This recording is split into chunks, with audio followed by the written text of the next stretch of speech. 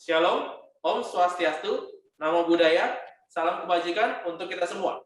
Perkenalkan, nama saya Gideon, saya merupakan mahasiswa Fakultas Psikologi UPIDA Angkatan 2019, dan rekan saya, Triani Puspitasari, mahasiswi Fakultas Psikologi 2019. Selamat datang di Festival Nasional 3 Anti Dosa, sesi keempat. Baik, pada kesempatan kali ini, kami berdua akan memandu acara Festival Nasional 3 Anti Dosa pada seminar yang keempat, dan kita akan mendengarkan topik tentang tolak kekerasan seksual, berani, bangkit, bersinar, yang akan dibawakan oleh Dr. Anda A. Cassandra Putranto, psikolog klinis. Baik, pertama-tama kami mengucapkan selamat datang kepada yang terhormat Dr. Wani Devita Ganardi, SPMK Consultant, selaku Rektor Universitas Kristen Krida Wacana, beserta jajarannya. Selamat datang juga kepada Ibu Dr. Anda A. Cassandra Putranto, psikolog klinis, selaku pembicara pada sesi kali ini. Kami juga mengucapkan selamat datang kepada para dosen dan mahasiswa-mahasiswi seluruh Indonesia pada acara Festival Nasional 3 Anti Dosa. Baik, sebelum memulai kegiatan pada hari ini, ada baiknya kita membukanya dengan berdoa, dan saya mengundang Bu Junita, Sarjana Pendidikan, untuk membuka seminar kali ini dengan doa. Kepada Bu Junita, waktu dan screen kami persilakan. Baik, selamat sore Bapak, Ibu, dan juga teman-teman mahasiswa sekalian. Kita akan membuka acara ini di dalam doa. Saya akan memimpin secara Kristiani. Bapak, Ibu, dan juga teman-teman mahasiswa sekalian dapat mengikuti sesuai dengan iman dan kepercayaan masing-masing. Mari kita berdoa.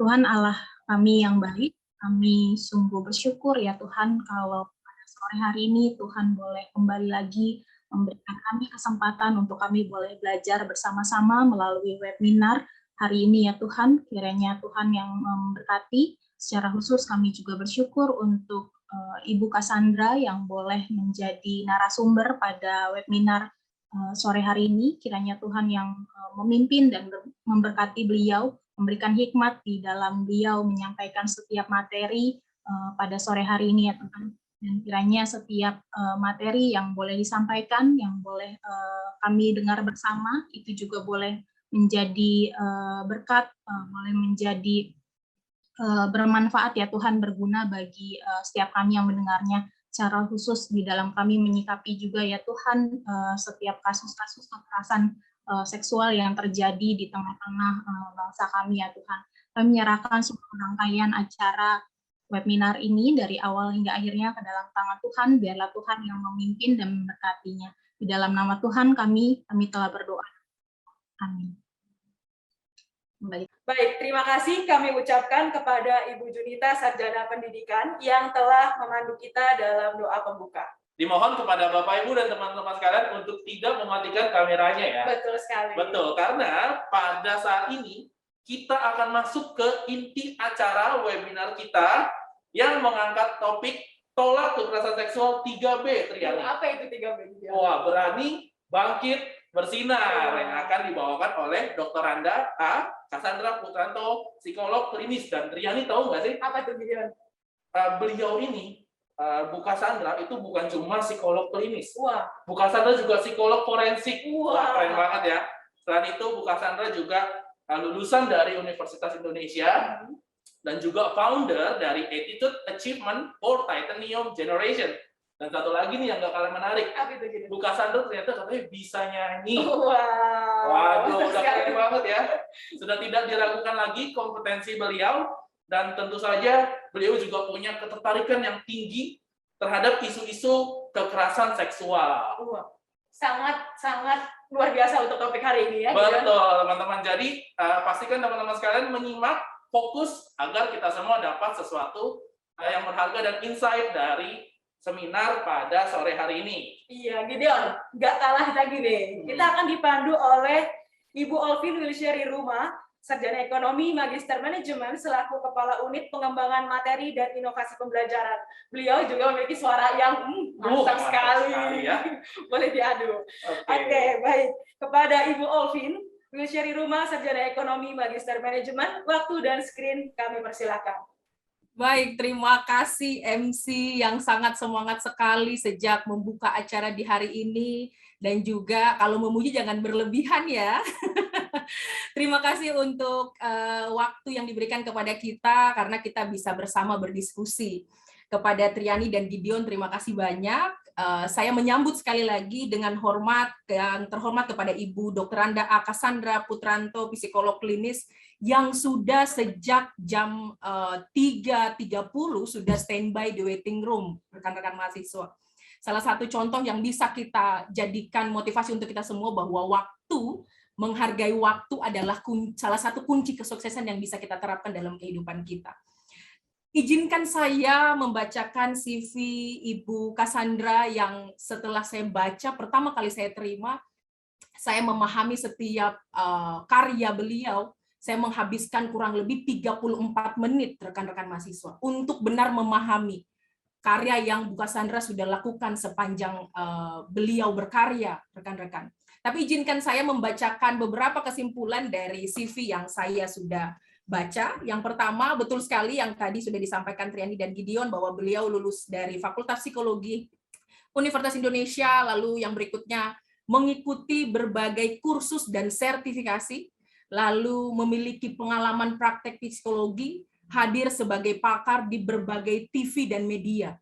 Waktu saya melihat media apa saja dan TV mana saja, sepertinya semua stasiun TV sudah beliau kunjungi. Rekan-rekan, nanti menarik kita bisa bertanya apa saja yang menjadi hal-hal yang perlu kita diskusikan hari ini.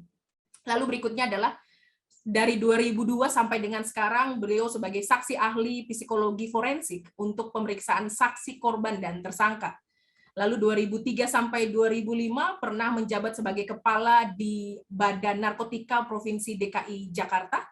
Lalu sebagai staf pengajar di Fakultas Psikologi Universitas Pancasila dan juga sebagai staf pengajar pada Fakultas Pendidikan dan Psikologi Universitas Al-Azhar Indonesia. Prestasi yang beliau raih, yang beliau sudah dapatkan banyak sekali, tapi ada beberapa yang ingin saya sampaikan. Yang pertama, beliau sebagai penulis buku yang aktif di 2004, 2008, dan 2016. Di 2004, buku berjudul Pendekatan Kognitif Behavior dalam Psikoterapi. Lalu yang berikut di 2008 adalah Metamorfosa Menjadi Kupu-Kupu. Lalu di 2016, Aplikasi Kognitif Behavior dan Behavior Activation dalam Intervensi Klinis. Lalu sebagai aktif di organisasi sejak 1986 sampai dengan sekarang, rekan-rekan. Ini menarik sekali bagaimana konsistensi beliau pertahankan. Sehingga dapat saya simpulkan lingkup kompetensi yang pertama, psikologi klinis dengan kognitif behavior, hipnoterapi, dan metamorfosis untuk depresi, adiksi, gangguan obsesif kompulsif, gangguan makan, gangguan somatisasi, disfungsi sosial, gangguan cemas, gangguan kendali impuls, masalah keluarga dan perkawinan. Lalu berikutnya psikologi klinis untuk gangguan perkembangan seperti gangguan bahasa ekspresif, gangguan perhatian, kesulitan belajar. Lalu yang berikutnya, psikologi forensik untuk pemeriksaan dan saksi ahli untuk kasus-kasus pidana dan perdata, antara lain pembunuhan, kekerasan seksual, terorisme, perceraian, kuasa asuh, lalu waris, dan lain-lain. Mahir di bidang manajemen sumber daya manusia, penjualan, pemasaran, promosi, dan public relation, dan yang terakhir adalah operasional usaha dan manajemen keuangan. Hampir semua sektor beliau kuasai. Ini menarik sekali. Rekan-rekan mahasiswa, mari dioptimalkan sesi yang sangat singkat sekali dengan pakar yang sudah hadir bersama dengan kita. Sebelum saya serahkan kepada beliau, saya ingin memastikan rekan-rekan jika memiliki pertanyaan bisa memanfaatkan dua fitur. Yang pertama bisa mengangkat tangan dengan fitur raise hand atau menyampaikan pertanyaan melalui chat box. Tanpa memakan waktu, langsung saya serahkan kepada yang terhormat pembicara kita hari ini, Ibu Dr. Anda A. Cassandra Putranto, psikolog klinis. Ibu, dengan hormat saya serahkan screen-nya. Bismillahirrahmanirrahim. Terima kasih banyak, Mbak Olvi. Kirain kita mau duet dulu nih di depan. Oh begitu Tadi ya, udah Bu, ya? tantangin soalnya. Silakan Ibu, nanti Materi yang menarik ini termakan waktunya, silakan Ibu.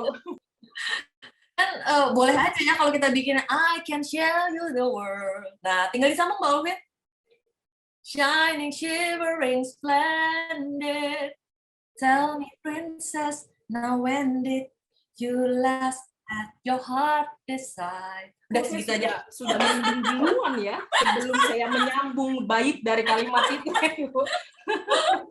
Gak apa-apa, berarti next time kita mesti duet kayaknya Mbak Olvin. Tadi udah Asli, Bu, ditantangin siap, sama siap. Mbak Panitia. Baik. Terima kasih banyak. Saya ingin mengucapkan salam dulu kepada seluruh teman-teman sekalian. Wah, luar biasa, ada 344 orang. Saya nggak nyangka banyak sekali. Salam, selamat sore. Assalamualaikum warahmatullahi wabarakatuh. Salam sejahtera untuk kita semua. Om Swastiastu, Namo Buddhaya, salam kebajikan, salam Nusantara. Semoga saya sudah bisa menyampaikan kepada setiap individu yang hadir pada hari ini. Senang sekali saya bisa sekali lagi bersama Frida, walaupun ada pandemi, tapi saya tetap bisa menyapa Anda semua. Tetap semangat, mulai dari tadi, dari MC-nya, dari moderatornya, semua semangat, dan tentu saja semua peserta kita yang mencapai 348 orang ini. Terima kasih banyak ya sudah diundang. Terima kasih banyak juga atas animonya, atas minatnya, partisipasinya pada sore hari ini. Biasanya kalau udah sore bawaannya udah mau kabur gitu, tapi ternyata banyak dan terus bertambah. Baik, berarti saya akan mulai tadi ya. Jadi memang topiknya sebagaimana teman-teman sekalian ketahui kan sebenarnya rangkaiannya juga cukup banyak ya. Yang saya lihat, wow, banyak yang saya kenal. Ada Pak Argo, ada Mas Seto, semuanya banyak banget. Nah, sekarang saya kebagian di hari kesekian gitu ya. Dan topiknya saya mohon izin, aduh saya belum pamit tadi, boleh nggak nih? Udah bisa, boleh rupanya ya, untuk share screen. Kelihatankah screen-nya? Sudah terlihat, Ibu. Siap, saya akan mulai dengan share screen. Oke. Jadi ketika kita bicara tentang kekerasan seksual, saya dengan sangat prihatin, jadi abis dari suaranya bersemangat, tapi kalau kita bahas topik ini, nadanya jadi agak turun ya, tapi semoga moodnya jangan menjadi turun, tetap bersemangat, dan tentu saja saya berharap siapapun yang ikut pada hari ini, ikut berpartisipasi pada hari ini, bisa berbagi semangat untuk terus memperjuangkan, karena juga sudah disampaikan, perjuangan ini sudah sangat lama dan panjang yang seringkali kita merasa kecewa atau merasa tidak puas ya dengan penanganan yang selama ini sudah dilakukan di Indonesia. Oke. Saya mau izin sebentar, kelihatannya masih banyak yang tinglung-tinglung, saya matiin dulu ini supaya nggak bunyi tinglung. Nah, oke, sekarang sudah siap. Baik. Jadi, ketika kita bicara tentang kekerasan seksual, kita bicara juga tentang upaya untuk menanggulangi ya. Nah, bagaimana saat ini, sekarang ini, kita masih punya banyak sekali persoalan yang seringkali disebut bahwa ini adalah fenomena gunung es. Tapi sejak 20 tahun yang lalu sampai sekarang tetap fenomena gunung es. Karena sampai sekarang mungkin hanya bertambah sedikit, berkuat sedikit, tapi masih banyak sekali yang belum terbuka, belum teratasi, dan lain sebagainya. Nah, yang jelas dengan adanya transformasi dunia, ternyata memang situasi kekerasan seksual ini juga menjadi punya panggung. Ya.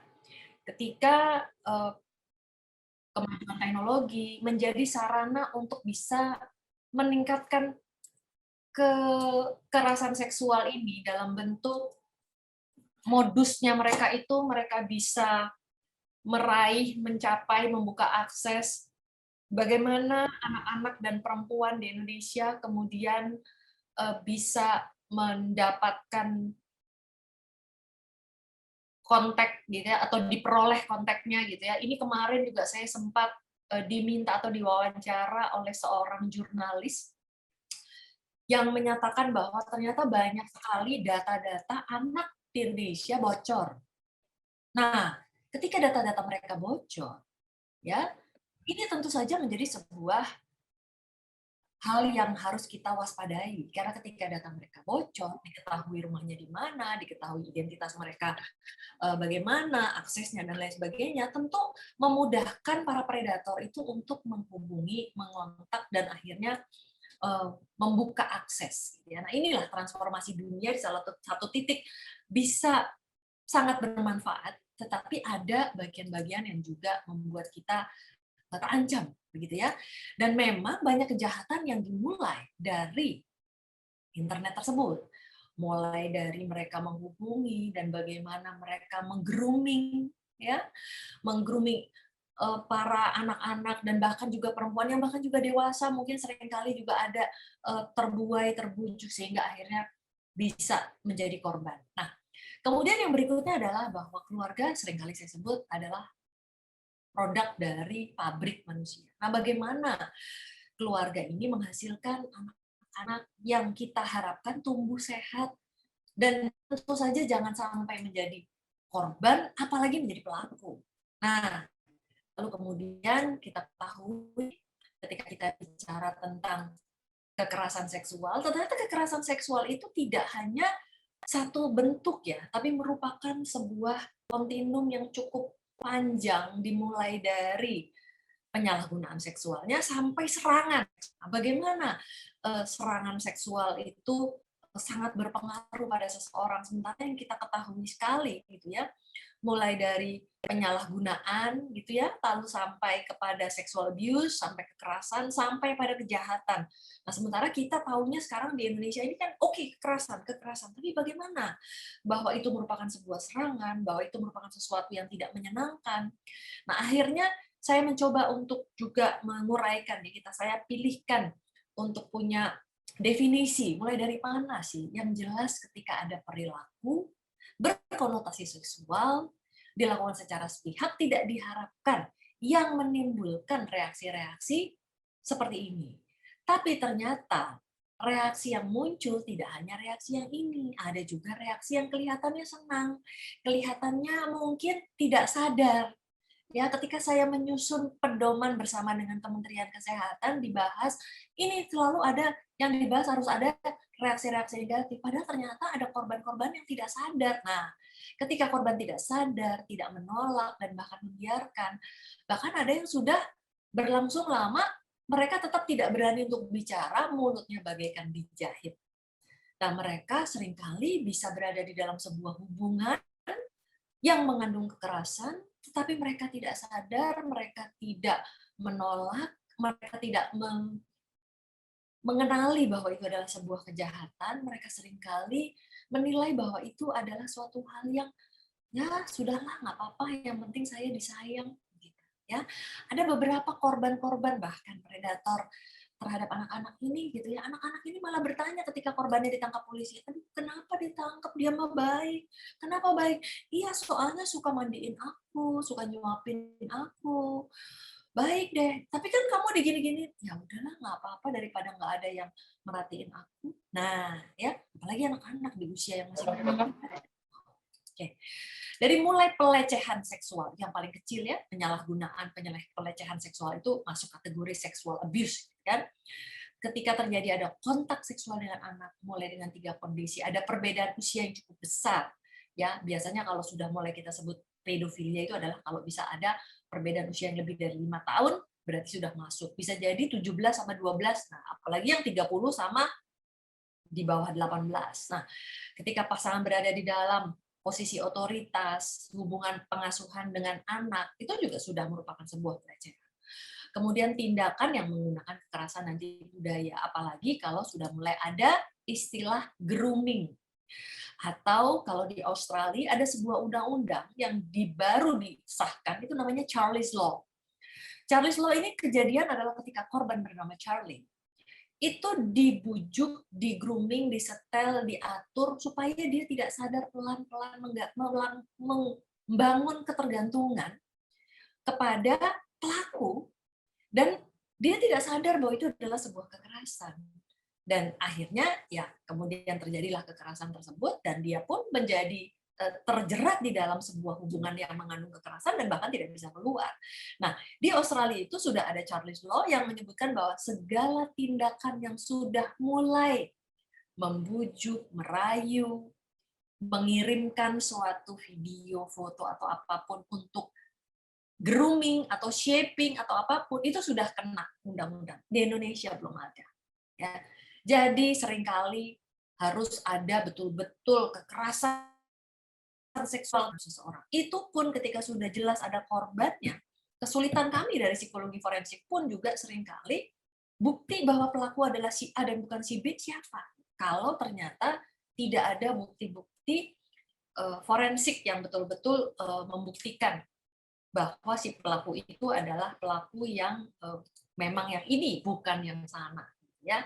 Nah, kemudian bagaimana Larry Nassar itu juga memberikan definisi seperti ini ketika mulai sudah memperlakukan anak dengan tidak tepat atau salah, ya, menyentuh, memperlihatkan gambar, meminta untuk menyentuh dan membahas topik. Nah, orang seringkali cuman bercanda, cuman ngomong gitu doang, nggak gaul lu, nggak asik lu, itu kan biasa. Padahal itu sudah merupakan sebuah penyalahgunaan seksual.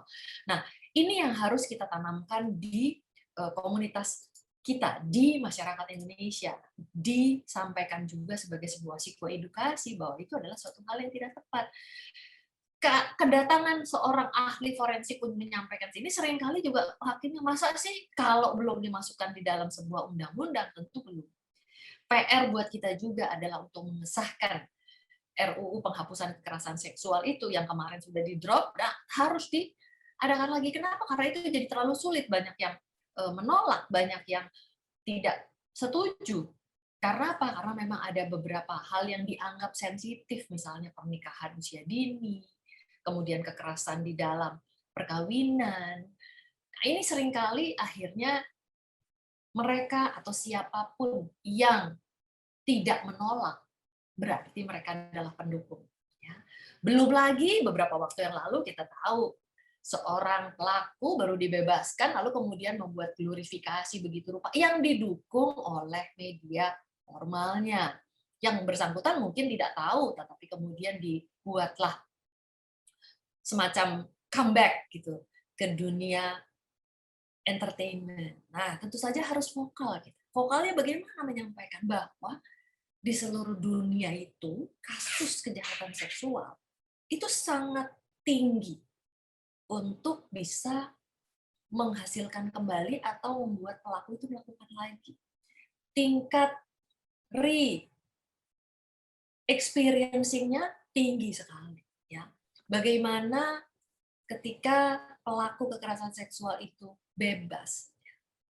Ada alasan mengapa harus ada kontrol yang ketat. Di South Korea itu ada electronic ankle bracelet, dikasih gelang kaki yang mengandung sistem canggih untuk bisa memantau di mana dia berada, dan apabila ternyata dia mendekati korban yang di seluruh dunia biasanya para pelaku kejahatan pasti akan melakukan hal yang sama. Mereka akan terdorong untuk melakukan hal yang sama. Mereka akan berusaha untuk mengejar kembali si korban, entah karena dendam, entah karena waktu itu belum kesampaian, entah apapun alasannya.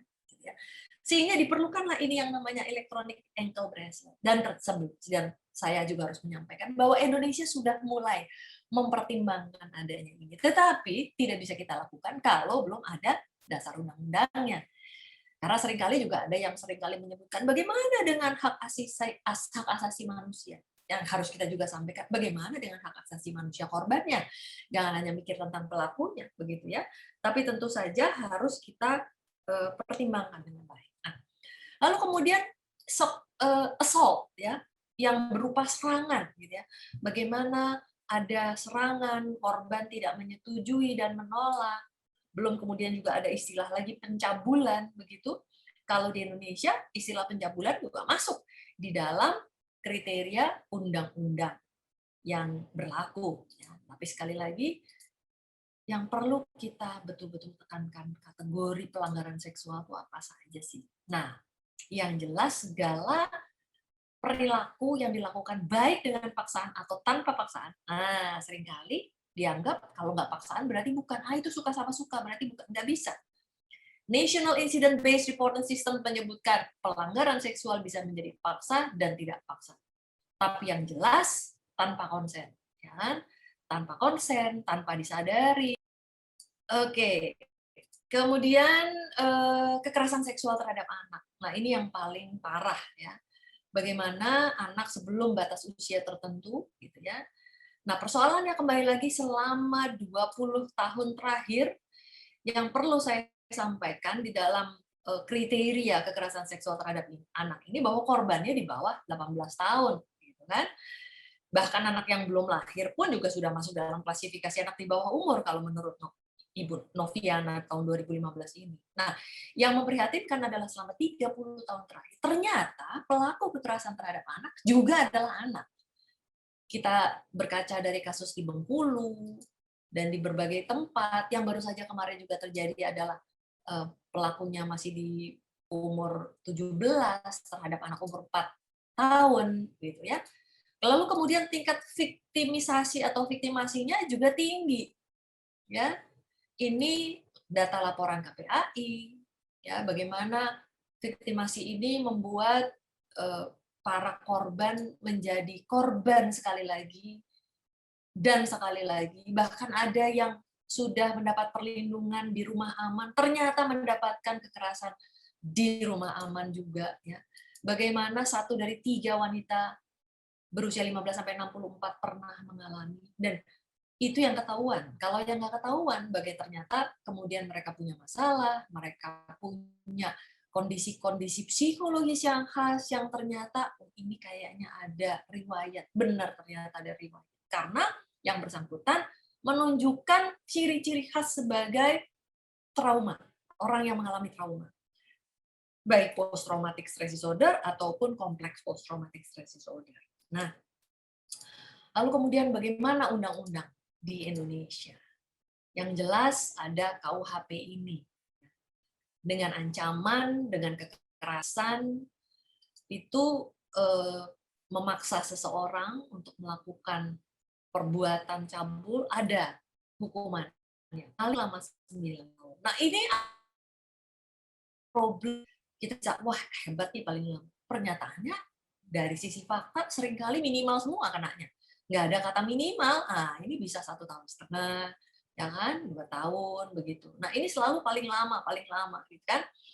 KUHP pasal 294, ya. Apalagi kalau melakukan terhadap anaknya, anak tirinya, anak angkatnya, anak di bawah pengawasannya. Ini ada lama lagi, ya. Bisa paling lama 7 tahun. Nah, bisa dibayangkan yang di atas 9 tahun, yang di bawah 7 tahun. Tapi tentu saja ada undang-undang yang terakhir yang menyebutkan adanya kebiri, ya. Dan ada penambahan 1/3 dari hukuman apabila ternyata pelaku melakukannya bersama-sama, berkali-kali, atau terhadap orang yang sebenarnya harusnya dia jaga. Nah, kemudian ada tambahan lagi untuk perlindungan anak, pasal nomor 23 tahun 2002 Undang-Undang Republik Indonesia, pasal 81 dan pasal 82. Mari kita lihat di sini, ya kan? Ditambah lagi pidananya 15 tahun, ya kan? Nah, ditambah lagi paling singkat 3 tahun. Jadi undang-undang ini di tahun 2002 sungguh merupakan sebuah harapan, ya, bagi masyarakat Indonesia. Tapi tentu saja setelah ini apa? Karena ketika sudah 3 tahun terus lepas, terus bagaimana? Nah, mungkin harus ada undang-undang lagi tuh yang tadi pakai electronic ankle bracelet, ya. Belum ternyata ada hukuman kebiri tadi, ya. Karena memang di seluruh dunia kebirinya itu bukan merupakan sebuah hukuman, tapi sebuah konsekuensi. Apabila dia mau keluar dari tahanan atau penjara, maka dia harus menjalani prosedur chemical castration tersebut supaya dia kehilangan nafsu atau keinginannya, dan dengan demikian berarti masyarakat bisa tidur tenang, bisa berharap agar tidak terjadi. Pasal 82 ditambah lagi nih, paling banyak 300 juta dan paling sedikit 60 juta. Nah, ini undang-undangnya. Tapi lalu Kalau ditanya mengapa terjadi kekerasan seksual, nah ini dia. Yang jelas karena ada pelaku. Dan yang jelas karena tadi pelaku ini adalah produk dari pabrik manusia. Bagaimana dengan si pabriknya itu? Yang jelas mereka punya power lebih tinggi, kadang-kadang ada di bawah pengaruh zat, libidonya tinggi, dan seterusnya. Ada profil yang khas. Ketika ada pemeriksaan psikologi forensik, ini harus diketemu nih. Yang mana nih selalu ada. Kemudian korban, dan ternyata ada profil-profil ini. Tanpa maksud untuk menyalahkan korban. Tetapi ketika ada profil-profil ini, lebih besar kemungkinan, lebih tinggi resiko mereka untuk menjadi korban. Dan yang paling penting, mungkin di sini juga ada masalah supervisi orang tua. Ada yang pasti power lebih rendah, profil intelijensinya tinggi, tidak jerat ekonominya baik, pendidikannya tinggi, pernah menjadi korban penelantaran juga tidak. Tapi apa? Nah, ada yang F nih mungkin harus ditambahkan. Apa? Supervisi, tidak terkendali, tidak terawasi gitu ya. Ketika anak-anak berada di dalam ruangan di kamarnya, dan ternyata siapapun bisa masuk ke dalam kamarnya melalui akses teknologi informasi. Mereka masuk di genggaman tangan mereka, lalu mereka bercakap-cakap, mereka berjanji, mereka ketemuan di luar, terjadilah. Ya. Nah, kemudian situasi. Dalam situasi ini juga muncul ada kekerasan berbasis gender, ada diskriminasi, ada sistem pendidikan dan keuangan, sistem budaya, agama, ekonomi juga, kualitas genetik dan anatomi masyarakat, penyalahgunaan restoratif justice yang seringkali kekerasan akhirnya diselesaikan dengan cara menikahkan korban. Sungguh merupakan suatu hal yang tidak boleh diterima sebenarnya. Itu adalah penyalahgunaan. Analisa risiko tinggi. Enggak, dia kalau lagi dicekin juga kayak harus buru-buru cepet-cepet gitu. Iya, aku ntar ada uang gitu. Baik, saya lanjutkan ya. Kemudian ada juga media. Kita juga mengetahui bagaimana media dengan kebijakan konten pornografi ikut berperan, terutama juga ada aplikasi dating. Aplikasi dating untuk mereka yang membutuhkan boleh saja, tapi kembali lagi ketika disalahgunakan, lalu kemudian digunakan untuk mencari korban, banyak sekali yang melakukan ini. Mari kita lihat bagaimana para gadis ABG dijual, dicabuli dengan dalih mau difoto, mau menjadi model, atau ada yang dengan ayah kandung, kakak kandung. Banyak sekali ya di Bengkulu. Kalau di Sulawesi, Sumatera yang paling banyak di Bengkulu tuh. Di sini juga ada nih Malang, di NTB, banyak sekali. Nah, ini yang dilaporkan oleh media ya. Yang jelas bagaimana kasus-kasus ini perlu segera diatasi, dilaporkan, ditindaklanjuti dan ditangkap begitu, supaya bisa juga dilakukan penegakan hukumnya. Dan persoalannya adalah ketika sudah selesai menjalankan hukuman yang tadi mungkin hanya 3 tahun, lalu bagaimana kelanjutan? Nah, tapi yang jelas bagaimana kita harus bisa punya solusi ya untuk mencegah lebih baik daripada mengobati, ya kan? Bagaimana kita bisa melakukan perubahan di dalam lingkungan kita, ya. Kita harus memastikan tadi ya, kalau A2G tadi saya sebut itu adalah gerakan Attitude Achievement for Titanium Generation. Kalau kita bisa mengarahkan Indonesia untuk betul-betul memastikan proses tumbuh kembang anak-anaknya, ya, memastikan bagaimana anak-anak yang tadi dari pabrik manusia itu tumbuh dan berkembang menjadi sosok-sosok yang kuat dan resisten dan resilient, yang bisa terhindar tidak menjadi pelaku ataupun korban. Nah, yang jelas ini salah satu karakteristik korban perlu kita ketahui. Ada usia muda, kena pengaruh alkohol atau narkoba, ada kesulitan keuangan, ada disabilitas lebih tinggi lagi resikonya, memiliki tingkat kepuasan hidup yang lebih rendah. Jadi dia ada frustrasi, ada trauma, ada ketidakbahagiaan dalam kehidupannya, ada keterbatasan pendidikan. mengingatkan, ketika ada hal-hal ini, saya tidak mengatakan ini pasti akan menjadi korban, tetapi akan meningkatkan resiko untuk menjadi korban. Lalu bagaimana dengan anak? Ya, bahwa anak ini jelas tidak bisa bicara. Ya, mereka tidak paham, mereka tidak bisa mengetahui bahwa mereka berada dalam bahaya. Biasanya yang paling jelas terlihat adalah tidak cukup banyak punya teman, punya hubungan yang kurang baik dengan orang tua dan anak, kurang pengawasan tadi sudah saya sebut di depan, kurang edukasi, anak-anak dengan ibu sibuk bekerja atau ibu dengan disabilitas atau anaknya juga dengan disabilitas, sering menyaksikan konflik dengan orang tua atau orang tuanya tidak hadir dalam kehidupan mereka. Ada yang orang tuanya mungkin sibuk bekerja ya, atau ibunya mungkin ada di luar negeri, di luar kota dan lain sebagainya. Nah, lalu dampak yang jelas ada dampak fisik, bagaimana kekerasan itu menimbulkan dampak fisik di berbagai bagian organ tubuhnya sampai ke neurologisnya, lalu kemudian dampak psikologisnya juga bagaimana mereka mengembangkan reaksi-reaksi emosi negatif, bingung, takut, bersalah, kemudian re-experiencing, mengalami kembali, kemudian menjadi terancam, merasa terancam, lalu kemudian juga berusaha untuk menghindar, seringkali menjadi takut, seringkali juga mereka menjadi punya masalah dengan lingkungan sekitarnya. Ini dampak sosial. Karena apa? Karena rasa rendah diri, menarik diri. Biasanya masalah sekolah, belajar, prestasi langsung terjun bebas. Lalu kemudian ada yang mengalihkan kepada zat-zat atau hal-hal yang bisa membuat mereka lupa, menyakiti diri sendiri. Ada kekejaman terhadap hewan ataupun terhadap manusia lain. Yang terakhir itu juga ada seorang anak perempuan usia 14 tahun yang melakukan pembunuhan, mengakibatkan tewasnya anak orang lain umur 5 tahun. Nah, kriminalitas ketika dewasa, padahal yang remaja pun juga sudah mulai banyak, atau bahkan sampai bunuh diri. Nah, dampak neuropsikologisnya, ini dia kita lihat. Biasanya reaksi emosi, reaksi responnya turun. Gitu ya.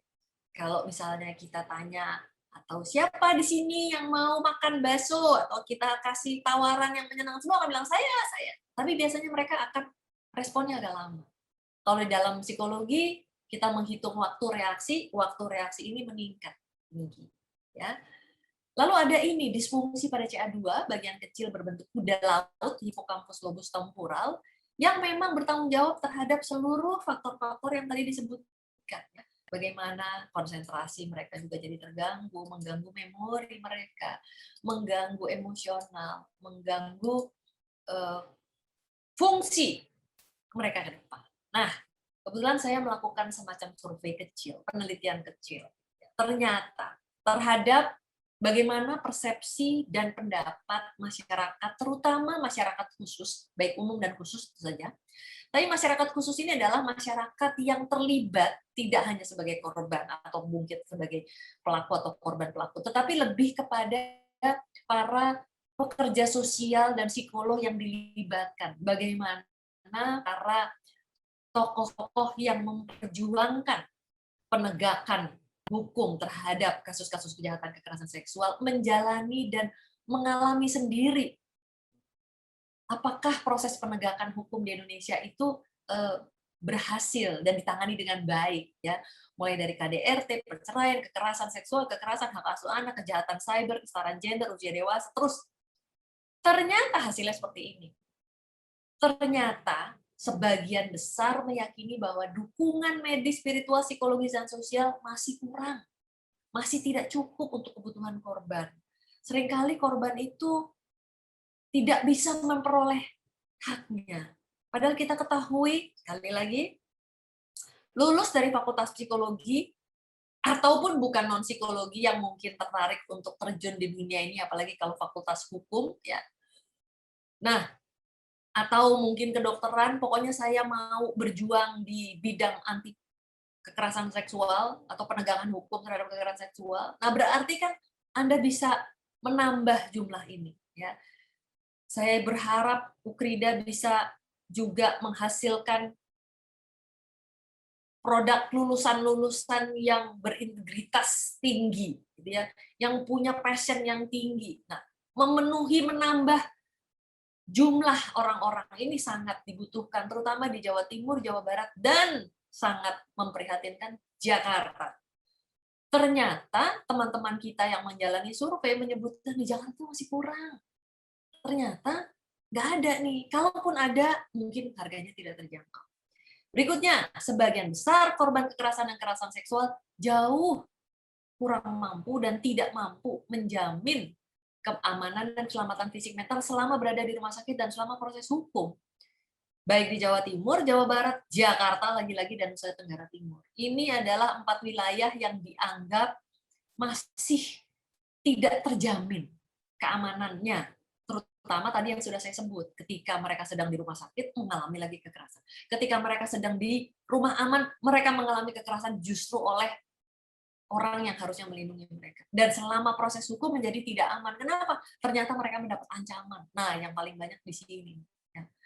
Lalu kemudian bagaimana sikap aparat penegak hukum yang tidak mempertimbangkan sensitivitas gender dalam penanganan kasus kekerasan dan kekerasan seksual? Ternyata lagi-lagi Jakarta, Jawa Timur, Jawa Barat. Mohon izin, mohon maaf, teman-teman kepolisian ini hasilnya ternyata masih belum puas gitu ya. Bagaimana tidak punya pertimbangan sensitivitas gender. Bagaimana ternyata, oh ya nggak apa-apa kalau laki mah begitu ya, emang biasa, namanya juga suami begitu. Nah, ini reaksi yang sangat tidak diharapkan ya.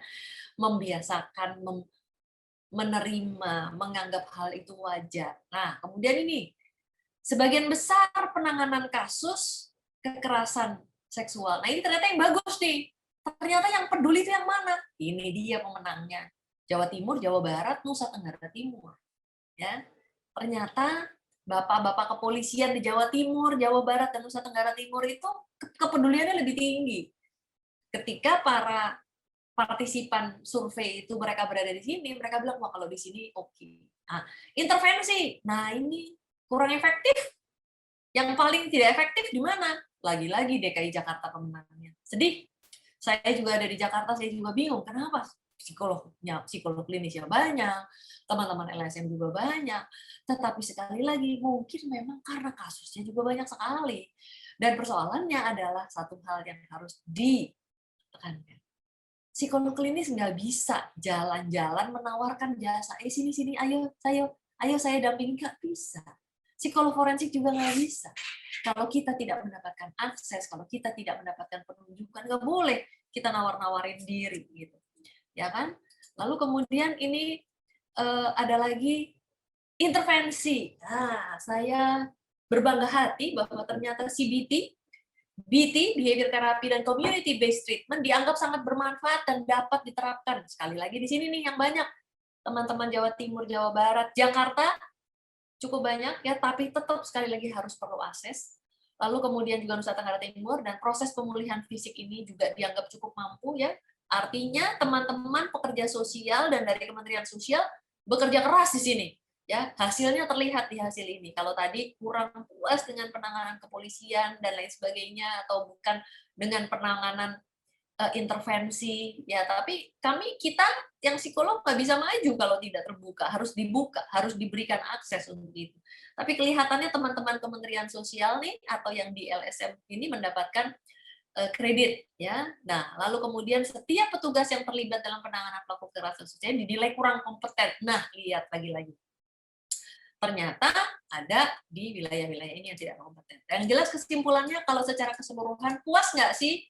Kampanye belum banyak, penegakan hukumnya belum efektif, efek jera juga demikian, belum bisa mengurangi potensi resiko, dan juga belum bisa menjamin intervensi. Nah, yang jelas tentu kita harus melakukan perbaikan. Apakah itu? Sederhana, preventif pencegahan, kemudian penegakan hukumnya, termasuk dengan proses penegakan hukumnya harus diperbaiki. Kita harus meningkatkan ketahanan anak. Dari yang kalau misalnya sistem lingkungan tidak cukup aman, berarti masing-masing dari kita harus mengamankan. Ya, kalau di rumah gula itu manis.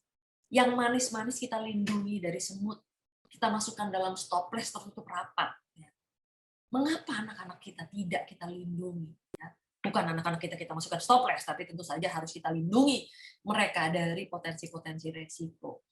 Bagaimana kita awasi kehidupan mereka, jangan sampai seperti ini. Saya ambil semua di internet ya, bagaimana banyak sekali beredar gitu ya. Yang jelas ketika anak ini punya ketahanan, mereka punya keterampilan sosial emosional, mereka bisa punya harga diri, self esteem, mereka bisa punya sikap yang positif, baik di kelas maupun di lingkungan, bisa punya hubungan interpersonal yang baik, terbebas dari masalah perilaku, masalah stres, masalah kecemasan, supaya mereka bisa melindungi dirinya sendiri juga jelas. Walaupun tetap keluarga perlu melakukan perlindungan.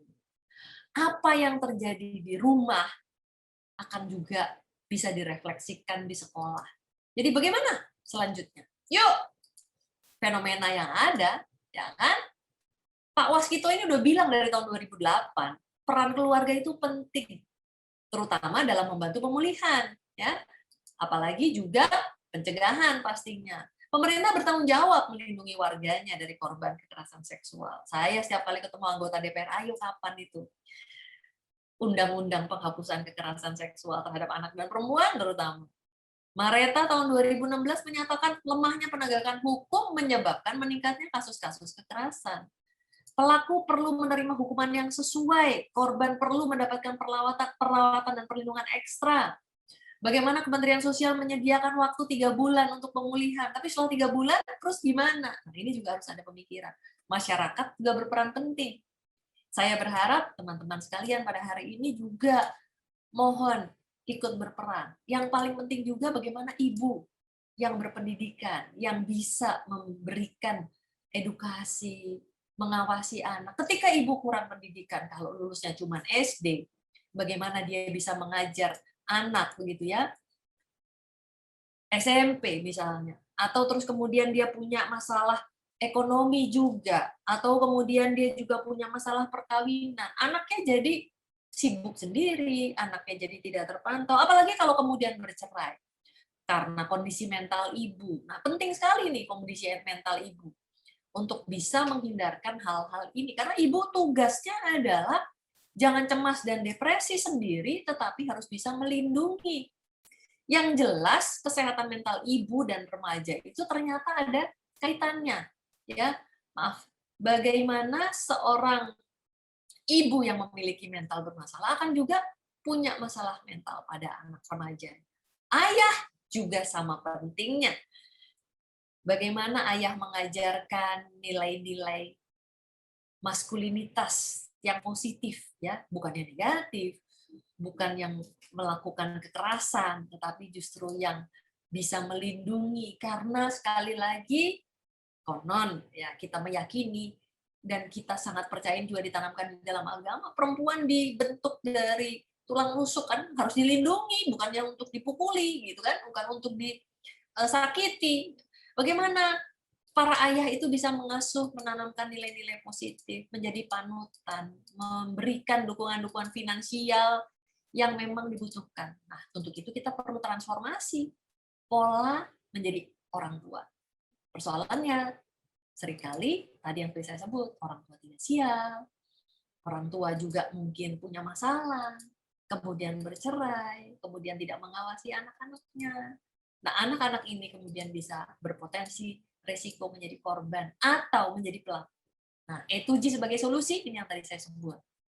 Kita harus membuat kondisi para pelaku dan korban ini mengembangkan ABCDEFG, mulai dari pekerti dan prestasi, punya otak yang bisa bekerja dengan baik, dengan hati yang baik pula, bisa memberikan care and love kepada sekitar, mengajarkan rasa cinta sesama, aktif bergerak, mau dance boleh, mau olahraga boleh, makan makanan yang sehat. Kita berada di lingkungan yang dunia yang makanannya nggak sehat, ya, yang membuat seorang menjadi terpaku pada hal-hal tertentu. Fun entertainment, belajar yang menyenangkan, dan yang paling penting adalah good quality of sleep. Banyak orang yang tidak mendapatkan good quality of sleep, tidak punya pola tidur yang baik, mereka ternyata banyak terjebak di paparan pornografi karena nontonnya sampai malam, nontonnya nungguin sama orang semua tidur, baru dia melakukan, pasti ada masalah dengan tidur. Ya. Jadi sekali lagi tadi saya merintis Attitude Achievement for Titanium Generation, produk-produk kami yang lain juga adalah PsyCare. Kemudian Psyche, ini ada semacam aplikasi yang akan kita kembangkan, baru akan di launching bulan depan atau mungkin tahun depan, barangkali awal tahun. Lalu kemudian Psychord adalah sistem penyimpanan informasi supaya kita bisa menyimpan data-data pasien secara maksimal dan bisa dipanggil kembali, bisa segera dilaporkan apabila kita mau melakukan perpanjangan izin praktek dan lain sebagainya. Saya berharap teman-teman semua bisa mendapatkan pencerahan dari paparan saya, dan tentu saja I look forward for question and answer. Saya kembalikan kepada Mbak Olvin. Silahkan. Terima kasih Bu Cassandra. Tidak terasa kita sampai di slide terakhir, rasanya masih perlu mau mendengar terus ya. Rekan-rekan mahasiswa, saya harap teman-teman secara virtual bisa merasakan apa yang ingin disampaikan dari Bu Cassandra. Ada beberapa poin penting Ibu yang saya catat menjadi bagian saya juga untuk dapat saya implementasikan, terutama hidup di lingkungan yang punya ponakan, punya adik yang masih kecil. Untuk memulai sesi diskusi, saya buka 3 pertanyaan pertama untuk 3 penanya. Langsung saja saya lihat di chat box belum ada yang direct ke saya atau menyampaikan pertanyaan secara langsung. Oke, baru masuk 1, 2, oke. Kita langsung berikan kesempatan untuk yang mengangkat tangan dulu. Yang pertama untuk Abel Krisoprasetyo. Abel boleh on cam dan juga unmute untuk menyampaikan pertanyaannya. Boleh Bu. Selamat sore Bu. Izin Selamat sore. bertanya ya Bu ya. Silakan. Jadi di sini perkenalkan dulu, saya namanya Abel Krisoprasetyo dari mahasiswa Fakultas Ekonomi dan Bisnis Universitas Kristen Krida Wacana Bu. Di sini saya ada 3 pertanyaan nih Bu. Yang pertama ini kan berkaitan dengan apa ya? Bisa dibilang kalau seseorang dia melakukan kekerasan seksual. Saya pernah menonton film, tapi dia itu anak dari seorang petinggi negara atau anak dari seorang pejabat yang sulit sekali untuk ditangkap atau sulit sekali untuk dijangkau. Nah, itu gimana pendapat Ibu supaya kita bisa membela keadilan? Itu yang pertama, Bu. Yang kedua itu mengenai sifat anak. Kalau bila dia sudah mengalami kekerasan seksual, pasti dia kan akan menjadi seseorang yang sama ke depannya, di masa depannya. Dia akan mengalami psikis seperti dia pikir begini. Kalau misalnya saya dilakukan begini, berarti saya juga harus balas dendam kepada orang yang lain juga. Nah, itu. Selanjutnya, mungkin yang ketiga ini berkaitan dengan hukuman, Bu. Kan ada rumor kalau di Indonesia itu untuk pelaku kekerasan seksual itu akan dihukum kebiri kan Bu. Nah, itu menurut Ibu sebagai psikolog itu wajar nggak seseorang itu diberikan hukuman kebiri kan? Karena kita lihat dari sisi kemanusiaan dan sisi lain juga. Jadi cuma itu pertanyaan saya 3. Terima kasih. Baik. Wow. Langsung saya jawab nih Mbak Olvin. Siap, baik. Boleh Ibu. Tolong ingetin ya kalau saya lupa. Tadi ada 3. Oke. Ya. Yang pertama, bagaimana kalau ternyata pelakunya punya posisi? Itu terjadi. Banyak terjadi. Kami pernah menangani kasus di mana korbannya sudah terbukti betul ya, kita udah periksa korbannya. Pelakunya kebetulan bukan anak pejabat, tapi ternyata punya duitnya cukup banyak. Ya, sehingga akhirnya proses hukum pun agak dengan cara mentwist bukti-bukti dan lain sebagainya. Dan orangnya bebas. Dan ini memang tantangan kita. Tapi yang jelas kalau ditanya bagaimana caranya, ya kan? Saya berharap akan lebih banyak lagi teman-teman yang masuk ke psikolog klinis, psikolog forensik, pekerja sosial, pemerhati anak, pejuang karena dengan semakin banyak akhirnya akan lebih banyak yang bisa memperjuangkan. Ya. Saya tidak bisa mengatakan bahwa keberhasilan itu hanya di tangan psikolog klinis saja, psikolog forensik saja, enggak. Kami betul-betul bergandengan tangan ya.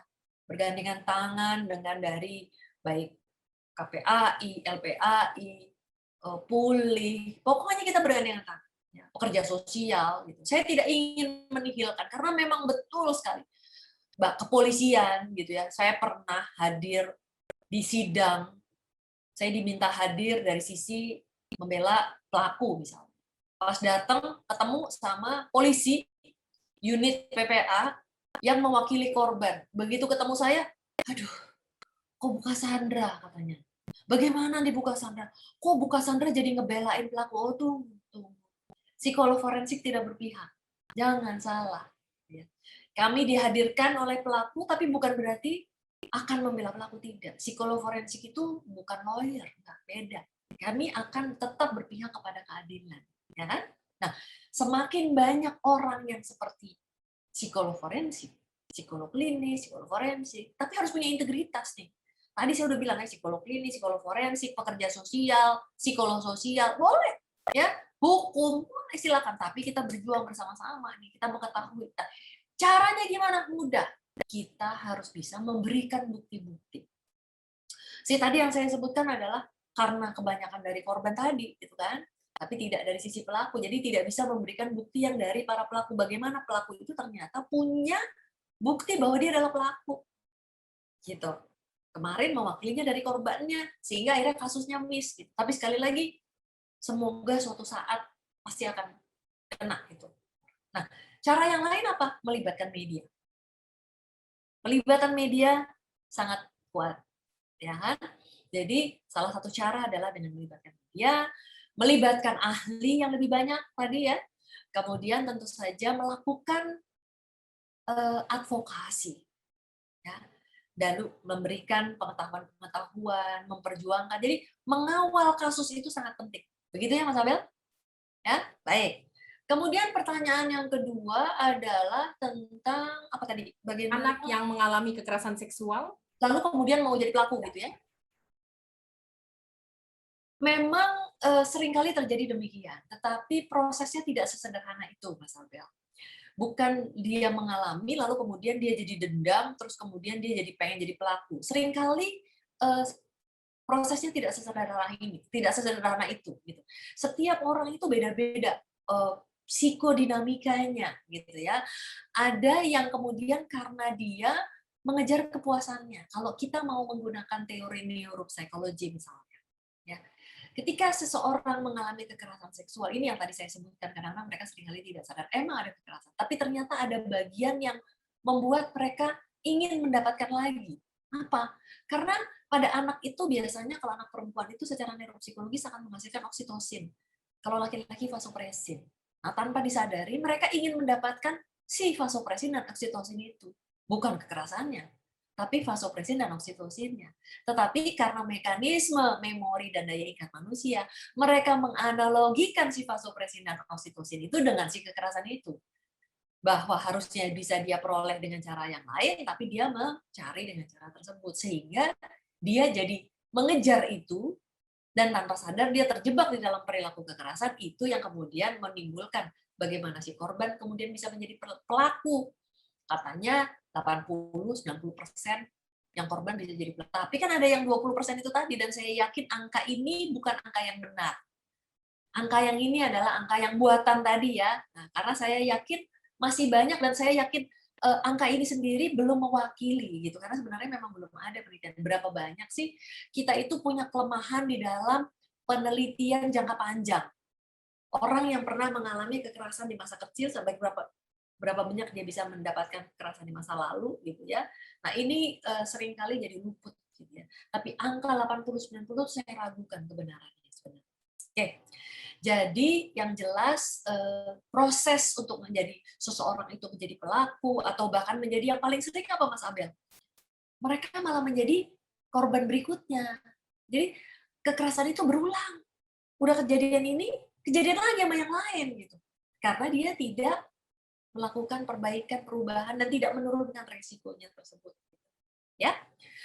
Kemudian yang ketiga, pertanyaannya adalah tentang hukuman kebiri. Ya, baik, hukuman kebiri. Nah, sekali lagi saya tekankan adalah bahwa di luar negeri hukuman kebiri itu bukan hukuman ya, bukan hukuman. Karena kalau kita bicara hukuman, ketika orang melakukan kesalahan kemudian dihukum. Ketika dia nakal, dia dihukum. Itu hukuman ya. Reward, punishment. Kalau dia baik, dikasih hadiah supaya perilaku dilakukan lagi. Kalau dia nakal, dikasih hukuman supaya perilaku turun. Prinsip dari behavior, wah, saya ini jadi kuliah behavioristik gitu ya.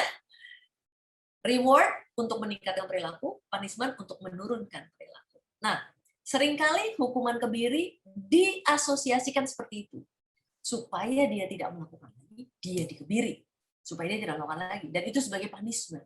Nah, tapi kenyataannya, kalau kita bicara itu punishment, belum tentu itu berhasil.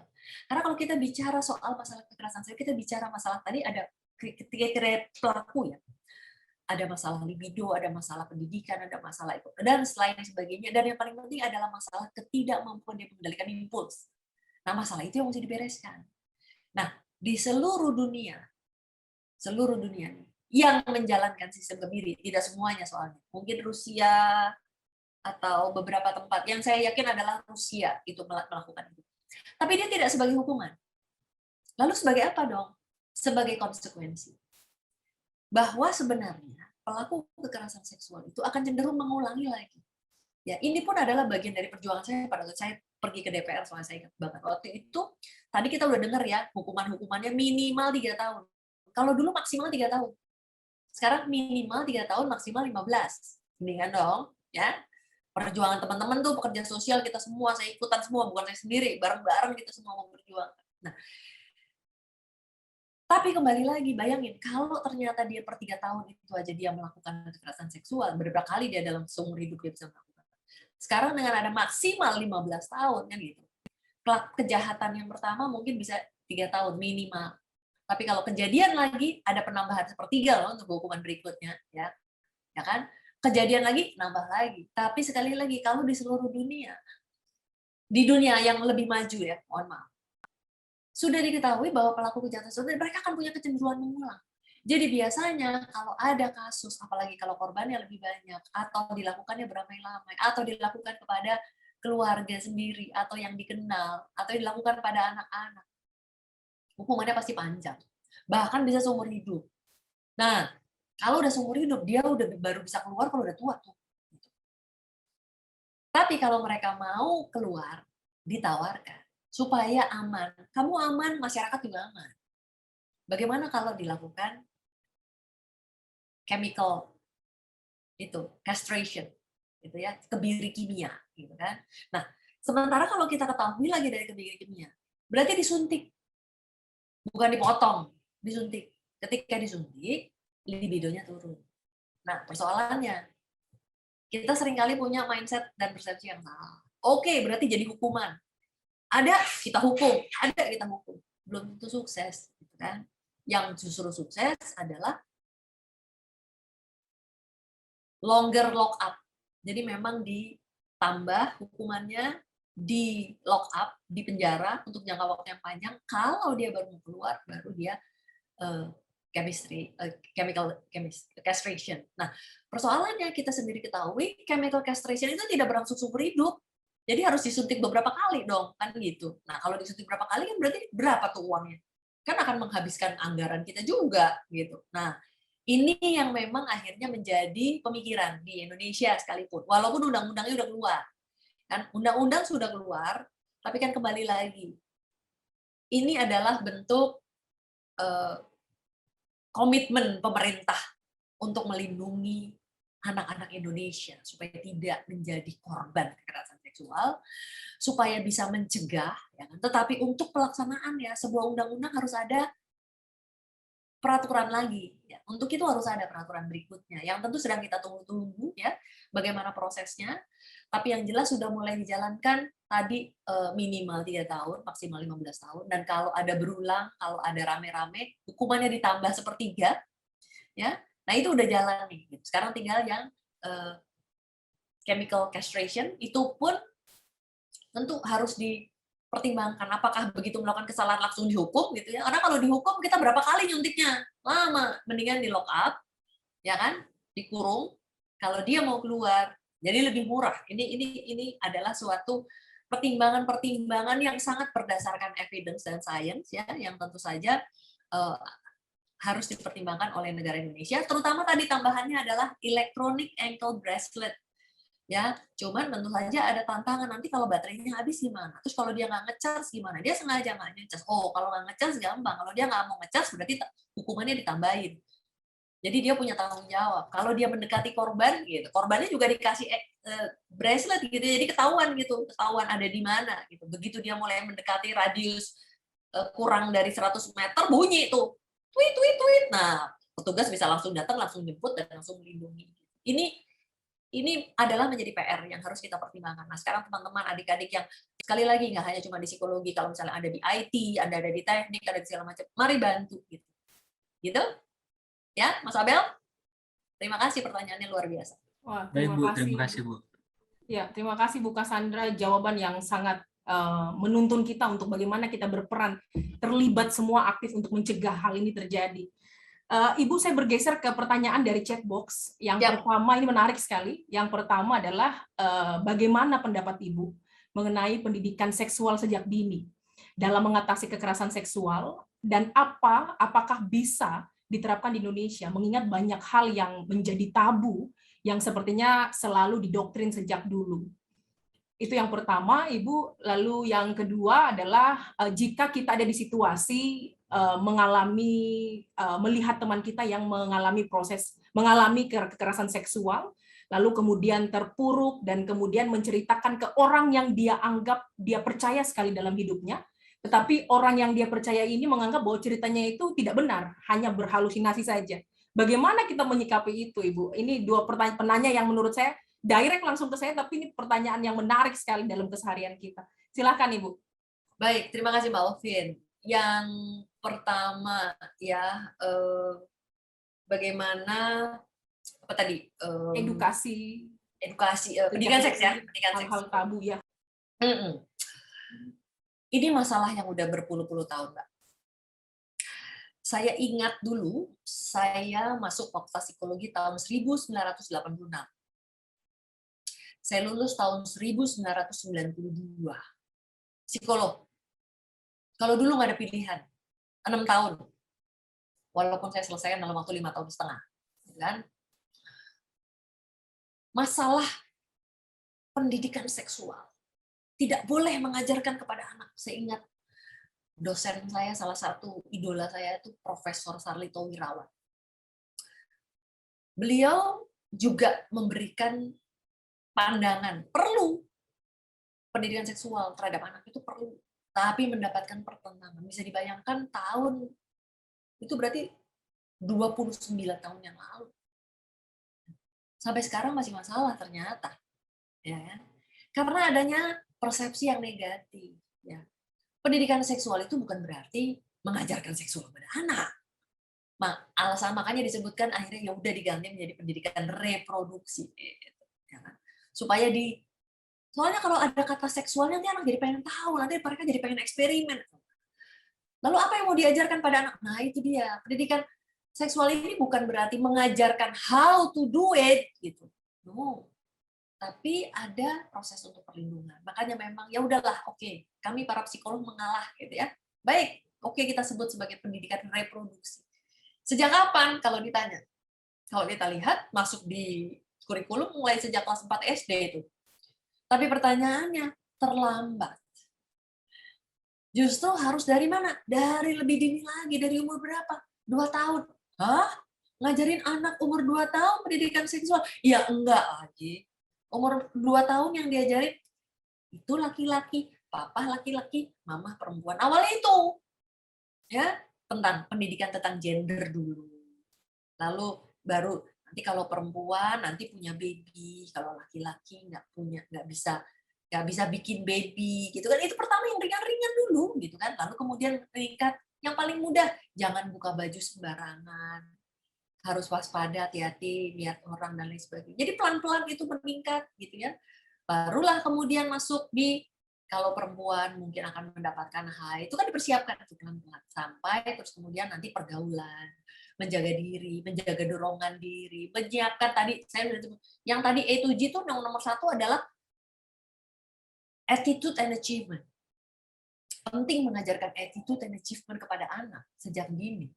Supaya otaknya jangan, apalagi pada saat di remaja, mereka mulai pengen tahu tentang eksperimen atau tentang ini dan itu, dorongan libidonya udah mulai besar juga. Tapi kalau dia sudah punya pekerti dan prestasi yang mereka sibuk untuk pikirkan, oh aku mesti olahraga nih, oh aku mesti ini, oh aku mesti, nah itu bisa lebih kecil. Termasuk juga misalnya contoh yang saya juga harus sampaikan adalah anak remaja Indonesia itu banyak yang mengalami pubertas dini. Nah, pendidikan seksual pun juga harus disesuaikan bagaimana anak-anak itu bisa mengenali si pubertasnya, mengenali dorongan-dorongannya. Dengan adanya pubertas dini ini, kalau dulu di zaman saya masih muda itu, puber itu, haid itu kelas 2 SD. Berarti umurnya 14. Silahkan tanya anak-anak sekarang, haidnya umur berapa? 9, 10. Berarti kelas berapa? Kelas 3, kelas 4. Kenapa? Makanan, nutrisi. Ya kan? Situasi sekarang ini. Nah, ini harus kita kembalikan lagi. Inilah pentingnya orang tua untuk menjaga nutrisi, menjaga pubertas dini itu supaya anak-anak ya jangan kalau anak dibakar pengen gede. Biarin aja kalau dia masih kecil kan biar ikutin pertumbuhan. Nah, mengajarkan pendidikan itu pelan-pelan dan terutama di dalamnya satu pendidikan moral. Ya, kalau dulu ada pendidikan moral Pancasila, ya harusnya ada itu.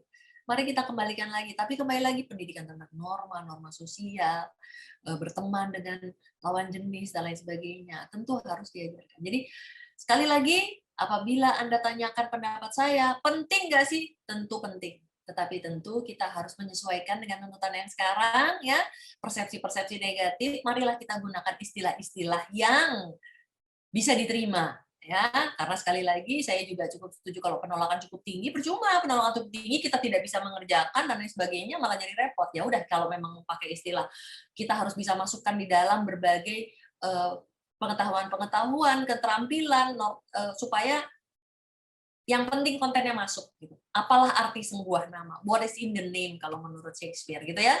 Mau namanya kalau nama ini tidak disetujui ya udah kita pakai nama lain nggak apa-apa, tapi yang penting kontennya harus masuk supaya anak-anak remaja Indonesia bisa terlindungi, bisa ikut mengawasi dirinya sendiri supaya mereka bisa menurunkan resiko terhadap potensi resiko adanya kekerasan seksual. Demikian Mbak Ovi, silakan. Wah, menarik sekali bagaimana. Jadi semua berangkat dari rumah ya Ibu ya. Ya. Diberikan edukasi sejak 2 tahun dengan jenjang yang bertahap tadi. Supaya setiap anak tuh tahu dia tuh perempuan laki-laki dan berperan sebagaimana dan dampaknya apa gitu. Ibu, pertanyaan yang kedua ini menarik juga Ibu, kalau ada di situasi orang yang mengalami pelecehan seksual, dia menceritakan hal ini bahwa dia mengalami hal tersebut kepada orang yang dia percaya, lalu orang yang dia percaya ini tidak percaya bahwa benar itu terjadi karena pelaku pelecehan seksual ini adalah orang yang mungkin dianggap nggak mungkin dia melakukan hal itu. Bagaimana jika kita ada di situasi itu, Ibu? Ini pertanyaan yang menarik sekali, direct ke saya. Saya pikir situasi yang nyata mungkin dia alami, atau rekannya mengalaminya jadi bertanya hari ini. Silakan, Ibu. Ya, baik. Jadi ini tadi pertanyaan siapa ya? Pertanyaan dari saya coba pertanyaan dari Christine. Oh, Mbak Christine. Oke. Mbak Christine. Jadi Mbak Christine tadi gimana pertanyaannya? Dia mengalami sendiri gitu ya. Lalu kesulitannya adalah dia ini kembali lagi harus banyak ditanya nih. Bagaimana sebuah kejadian itu terjadi sebenarnya? Ketika dia mengalami, seberapa jauh itu terjadinya? Bagaimana proses kejadiannya, karena setiap kasus akan dipersepsikan secara berbeda gitu. Bagaimana pengalaman kekerasan itu dialami, dari kekerasannya seperti apa, karena balik lagi kekerasan itu hasilnya dampaknya itu tergantung pada satu, bagaimana atau berapa sering itu terjadi, seberapa traumatiknya, lalu kemudian seberapa jauh seorang korban itu menghadapi, dia punya kekuatannya seperti apa. Dan lalu yang keempat, treatment atau intervensi. Kalau misalnya ternyata intervensinya bisa banyak, bisa terjamin gitu ya. Nah, proses pemulihannya bisa menjadi lebih cepat. Lalu kemudian tadi resiliensi dari korbannya. Ada korban-korban tertentu yang memang kemudian lebih terpuruk karena memang profil psikologisnya seperti itu, tapi ada yang bisa bangkit gitu ya. Itu yang makanya disebut penyintas. Nah, lalu kemudian ada yang mungkin traumanya lebih kecil dibandingkan yang lain gitu. Jadi saya harus tahu persis nih untuk bisa mengetahui dan bisa menjawab secara jelas gitu ya seberapa jauh pengalaman yang dialami oleh Mbak Christine tadi. Iya, dia sepertinya menceritakan tentang salah satu korban yang mungkin dia potret Ibu, tetapi memang tidak spesifik. Ini mungkin pertanyaan yang berkelanjutan ya Bu ya, untuk bisa dijawab secara lebih rinci. Ada pertanyaan berikut Ibu, ini minta tanggapan Ibu Cassandra tentang yang baru-baru ini booming sekali, perguruan tinggi negeri, salah satu dosennya melakukan pelecehan seksual kepada mahasiswanya, pada mahasiswinya. Bagaimana tanggapan Ibu? Baik, kayaknya bukan hanya di perguruan tinggi negeri, tetapi juga di SMA, ada juga kemarin ya, di daerah Sulawesi, guru terhadap murid SMA-nya. Gitu. Nah, jadi sekali lagi kalau ditanya tanggapan saya, sekali lagi kita berada di dalam lingkungan yang begitu tidak aman. Tidak hanya di rumah. Pelakunya bisa Mbak, supir, neni, atau orang yang terdekat, keluarga, ayah kandung, apalagi ayah tiri dan lain sebagainya. Bisa terjadi di rumah, bisa terjadi di sekolah, bisa terjadi di klub olahraga, bisa terjadi di lingkungan masyarakat, bisa terjadi di mana saja. Nah, tentu saja tugas kita adalah untuk meningkatkan perlindungan itu tadi. Ketika lingkungan negara kita, pemerintah harus bisa memberikan jaminan. Media juga harus bisa membantu untuk memberikan liputan-liputan dan psikoedukasi kepada masyarakat. Penegakan hukumnya juga harus lebih kuat. Kemudian juga sekolah juga harus punya komitmen yang tinggi. Kampus juga harus punya komitmen. Tapi yang paling penting adalah tentu keluarga. Bagaimana keluarga bisa meningkatkan pengawasan, perlindungan, dan tentu saja bisa menyiapkan anak-anak yang tadi kuat atau peka, kritis gitu ya terhadap potensi risiko. Jadi seperti tadi yang saya sebut ya A, B, C, D, E, F, G. Ya, saya juga sekalian menjawab bagaimana bisa menurunkan. Ketika A, B, C, D, E, F, G ini tadi dijalankan, diharapkan seseorang bisa punya hidup yang lebih teratur, ya. Lalu kemudian memaksimalkan tadi pekerti, sikap, prestasi, berorientasi pada prestasi, meningkatkan keterampilan berpikirnya, daya kritisnya, kemudian juga meningkatkan rasa sayang, cinta kepada orang lain supaya tidak melakukan kekerasan. Jadi kalau mereka bisa melakukan itu, mereka bisa menghindarkan diri mereka untuk tidak menjadi pelaku. Terutama tadi misalnya kalau suka nonton porn misalnya, gitu ya. Nah, jadi sikap-sikap seperti inilah yang harus ditanamkan kepada tadi mulai dari rumah, sekolah, masyarakat, media. Nah, persoalannya sekarang media sosial, IT. Bagaimana kita bisa mengendalikan? Pemerintah udah mengendalikan. Kita tidak mudah untuk bisa mengakses pornografi dan banyak sekali situs-situs yang ditutup. Gitu. Tapi begitu muncul di sini, muncul lagi di sana. Ya. Dan saya juga perlu menyampaikan bagaimana Indonesia itu dianggap surga bagi para predator. Kenapa? Karena memang masalah perlindungannya yang masih kurang tadi. Ini yang harus kita tingkatkan. Jadi bagaimana kita bisa selalu meningkatkan perlindungan, karena korban bisa ada di mana saja, pelaku bisa ada di mana saja, dan bahkan ini juga saya ingin menyampaikan ada satu policy yang bagus sekali ya di Australia. Untuk bisa bekerja yang ada lingkungan anak, orang-orang harus punya semacam SIM gitu ya, semacam sertifikat layak anak yang harus diperbaharui selama 3 bulan sekali. Bisa dibayangkan? Ya. Saya pun juga pernah bertemu waktu itu masih Presiden SBY waktu itu. Saya minta, Pak, tolong dong boleh nggak kita pakai semacam fingerprint gitu ya. Kalau buat mereka yang sudah pernah punya riwayat itu. Minimal mereka tidak boleh lagi bekerja yang ada di lingkungan anak. Karena sekali lagi saya ketemunya bukan hanya di kampus, di sekolah, di tempat religius ada, di klub olahraga ada, di klub hobi juga ada. Di mana para predator itu akan datang. Jangan salahkan sekolahnya, jangan salahkan saja gitu ya, karena setidaknya ini kan pasti ada kelengahan pasti. Gitu ya. Tapi masalahnya adalah mereka masuk di dalam lingkungan tersebut dan mereka bisa masuk dalam lingkungan keluarga. Ya, nah bagaimana kita bisa mengendalikan dan mengontrol itu? Bagaimana kita bisa memastikan bahwa orang yang bekerja itu adalah orang yang aman untuk anak? Itu alasannya mengapa kalau memang sudah pernah ada riwayat, itu harus dihindarkan untuk tidak bekerja lagi di lingkungan yang ada anak. Baik, siap.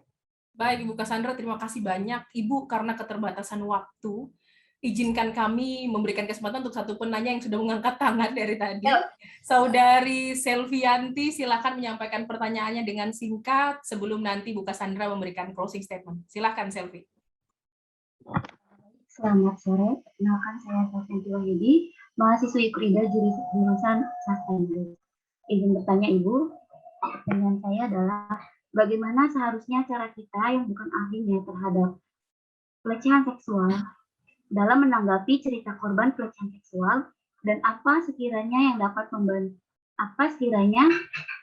yang dapat membantu korban pelecehan seksual jika korban takut atau malu untuk speak up. Dan pertanyaan selanjutnya adalah kasus kekerasan seksual atau pelecehan seksual saat ini sedang meningkat. Menurut Ibu sendiri, apakah harus segera disahkan RUU TPKS yang masih kontroversi ini atau lebih baik dikaji terlebih dahulu? Dan yang terakhir, menanggapi perkataan Ibu sebelumnya bahwa peran media sangat penting untuk menaikkan sebuah kasus. Lalu saat ini banyak media yang sudah melakukan peyorasi atau penghalusan kata dengan menggunakan istilah kepada hal-hal negatif dengan tujuan agar anak kecil tidak penasaran dengan hal tersebut dan tidak mendistract pikiran kita atau menjadi sebuah ketakutan yang amat berlebihan. Menurut Ibu, apakah hal tersebut make sense atau hal tersebut sangat baik, Bu? Terima kasih. Baik, maaf tadi yang nomor 1 pertanyaannya apa tadi ya? Pertanyaan nomor 1 saat bagaimana seharusnya cara kita yang bukan ahlinya dalam menanggapi cerita korban pelecehan seksual dan apa yang sekiranya dapat kita bantu kepada korban pelecehan seksual jika korban tidak ingin speak up atau tidak ingin berbicara ke orang lain selain kita. Terima kasih. Baik, yang jelas ya, saya sebenarnya ingin menjawab yang RUU PKS dulu ya, karena ini ini lebih luas yang harus dijelaskan sebelum ke ahli gitu ya. RUU PKS rancangan undang-undang penghapusan kekerasan seksual itu adalah usulan yang memang diajukan berdasarkan kondisi dan perjuangan yang selama ini dilakukan. Nah, tetapi kembali lagi di dalam situ tentu ada ya misalnya yang paling banyak nih terkait dengan kekerasan tadi di dalam rumah tangga misalnya. 1, pernikahan dini misalnya, pernikahan di bawah umur misalnya. 2, terus ada hal-hal lain yang dirasakan sensitif gitu, makanya dianggap kontroversial, gitu ya. Karena dianggap 1 masuk ke ranah privat, karena dianggap mungkin bertentangan dengan nilai-nilai yang ada. Nah, ini masalah persepsi. Yang jelas sekali lagi, ada masalah sosial budaya juga. Contoh yang paling mudah ya. kita punya budaya di mana kalau ternyata ada laki-laki yang suka sama perempuan, terus kemudian anak perempuan gitu ya, terus kemudian ternyata orang tuanya tidak setuju, itu boleh dibawa lari. Nah, kalau di dalam klasifikasi itu udah kekerasan, tapi di satu sisi itu menjadi sebuah budaya kan gitu. Atau tadi budaya dan Banding Israel, ini masalah ekonomi tadi. Bagaimana ternyata anak-anak yang masih di bawah umur dinikahkan. Karena ini memang merupakan suatu hal. Nggak usah jauh-jauh nih, di Jakarta, sekian kilometer, ini masih ada. Anak umur 14 tahun itu dinikahkan, dan padahal kita sendiri punya undang-undang perkawinan yang menyatakan bahwa minimal harus 19 tahun. Nah, bagaimana ada kesulitan kita untuk memperjuangkan ini. Dulu itu batas menikah itu 16. 16 aja, yang 14 sudah banyak yang minta pengecualian. Sekarang udah jadi 19. Banyak juga yang melakukan pengecualian. Pandemi tidak menutup itu. Banyak sekali yang menutup itu. Persoalannya, kembali lagi, anak itu adalah tokoh yang tidak bisa mengambil keputusan. Seringkali keputusan itu diambilkan oleh orang tuanya. Bahwa mereka, ya udahlah, mungkin mau kawin, mungkin ada yang juga tidak mau kawin, ya kan? Tidak mau menikah maksudnya. Nah, sekali lagi pro dan kontra, kontroversial atau tidak kontroversial, mari kita tekuni satu-satu, gitu kan ya. Bahwa pada dasarnya kita ingin menghapus berbagai bentuk kekerasan seksual di Indonesia. Nah, persoalannya memang di dalam si undang-undang tersebut itu banyak sekali kasus yang masuk. Ya kan?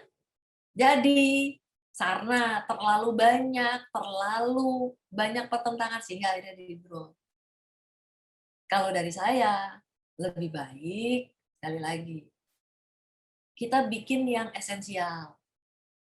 Yang contohnya misalnya tadi, memang untuk melindungi anak gitu tadi. Kalau yang memang masih agak kontroversial atau dianggap kontroversial, ya udah yang penting satu undang-undang ini maju dulu gitu ya.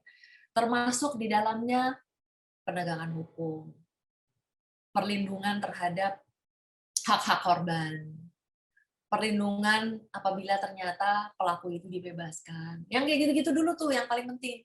Ya, ini tadi pendapat saya gitu kan. Kalau si RU ini begitu banyak merangkul, mencakup begitu banyak topik-topik yang ditentang, akhirnya kan nggak jadi tuh undang-undang. Bener nggak? Padahal kita perlu undang-undang tersebut. Tapi biar bagaimanapun, dengan undang-undang yang ada pun, sebenarnya kita sudah cukup bisa menjerat. Tapi yang paling penting penegakan hukumnya. Ya kan? Tadi juga ada yang nanya, bagaimana mungkin tidak punya sensitivitas gender tapi juga cukup peduli. Peduli untuk menangani cepat, bisa. Tapi ternyata di dalam proses penanganannya tidak cukup sensitif gender, itu terjadi. Sekali lagi, ini adalah hasil dari survei. Bagaimana mereka memberikan tanggapan yang baik, gitu kan? Tapi ternyata tidak cukup memuaskan, misalnya. Ya, jadi sekali lagi penegakan hukum ini penting. Tapi yang paling penting adalah mengawal kasusnya. Artinya undang-undang tadi mulai dari KUHP, udah ada, RU Perlindungan Anak juga sudah ada. Tapi bagaimana kalau ternyata di dalam prosesnya ini tadi bisa jadi korbannya mendapatkan kekerasan lagi. Atau di dalam proses penanganannya tidak mendapatkan hak-haknya. Atau bahkan bukan tidak mungkin, buktinya tidak cukup. Sehingga akhirnya pelakunya lepas. Nah, makanya sekali lagi, undang-undang penting. Tapi yang lebih penting adalah penegakan hukumnya. Kan?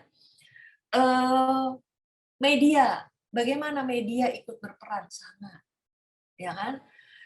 Bagaimana proses pelaporan, peliputan, juga jangan sampai menimbulkan ide. Sekali lagi media itu bukan cuma media formal, tapi juga media sosial. Nah, ini yang tadi saya sebut bahwa di Indonesia ini masih banyak sekali yang perlu kita bereskan. masih banyak sekali yang belum sesuai dengan standar internasional. Yang tadi saya sebut, kalau di Australia udah ada undang-undang untuk Charlie's Law, untuk grooming. Udah ada undang-undang untuk siapa yang mau bekerja untuk anak harus punya surat izin boleh dekat anak. Jadi perlindungannya tinggi. Ya kan? Bahkan ketika perkawinan pun melakukan kekerasan itu perempuannya juga sangat dilindungi, kan gitu. Nah, bagaimana kita bisa melakukan hal yang sama, itu yang paling penting.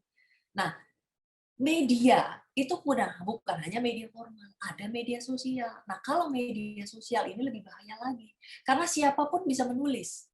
Nah, ketika menulis ini ternyata tidak cukup, yang paling juga berbahaya adalah bagaimana ternyata promosi pornografi itu tinggi sekali, Mbak Selvianti. Benar nggak? Ya, di mana akhirnya proses grooming itu dilakukan secara terbuka dengan menghadirkan gambar-gambar yang mungkin tidak cukup. Nah, ini juga penting sekali. Tadi orang tua mengawasi bagaimana anak-anak tumbuh itu tadi bisa tahu mana konten-konten yang belum layak untuk dia, kan?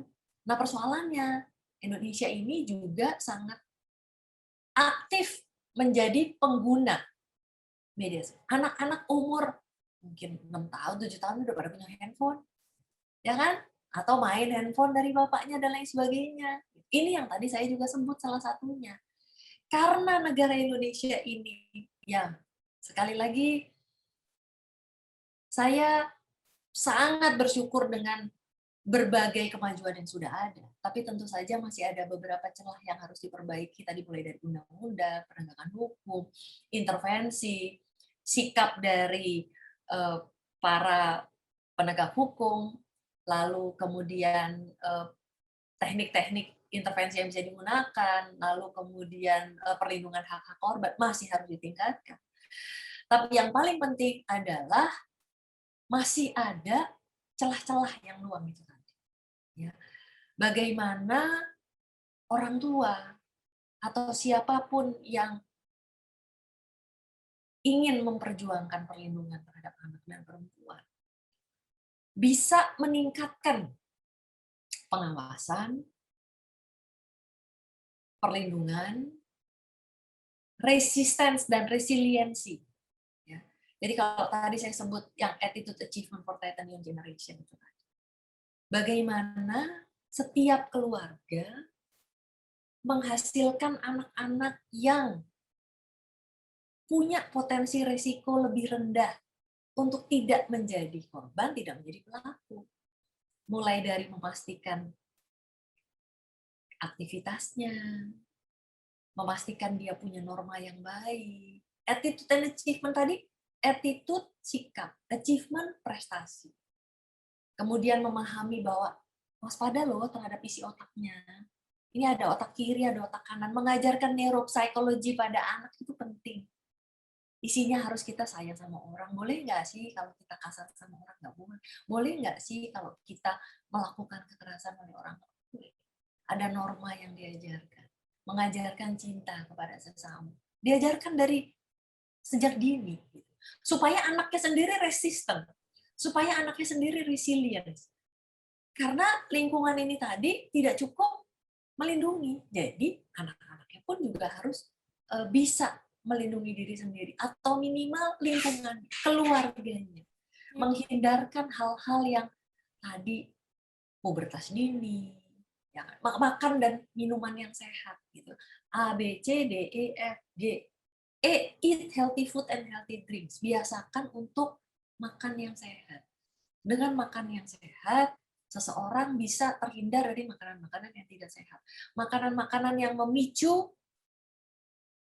kecanduan. Kenapa dia bisa kecanduan?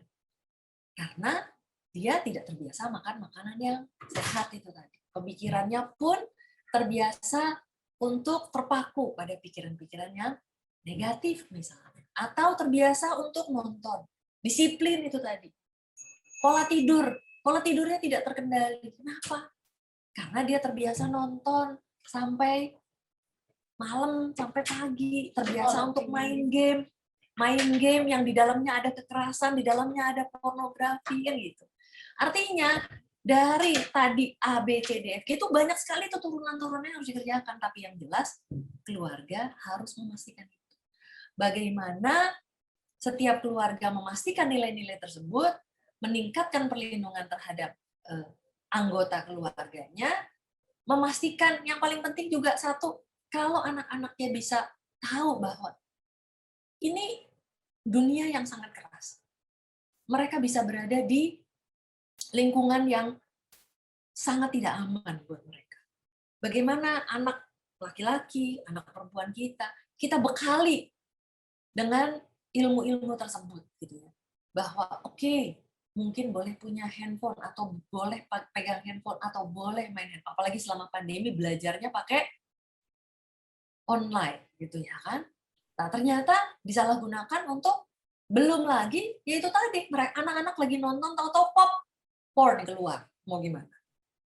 Kalau anaknya nggak punya resisten dan resilience, nggak boleh, aku nggak boleh lihat. Mama aku bilang nggak boleh lihat. Kalau dia nggak bisa melindungi itu, dia akan, oh iya, terus dia malah dia nonton. Balik lagi tadi ke si media tadi Mbak, yang ngomong Mbak Selvia. Bener. Bukan cuma media formal.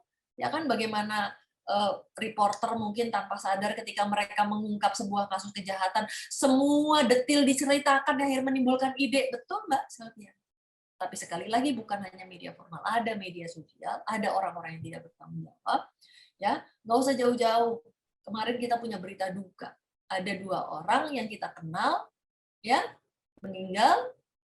Itu beredar di WhatsApp tidak pada tempatnya menurut saya. Memberikan foto-foto itu sangat tidak etis. Kalau di Jerman nonton orang lagi ada kecelakaan aja bisa kena denda 5.000 euro. Ngapain Pak?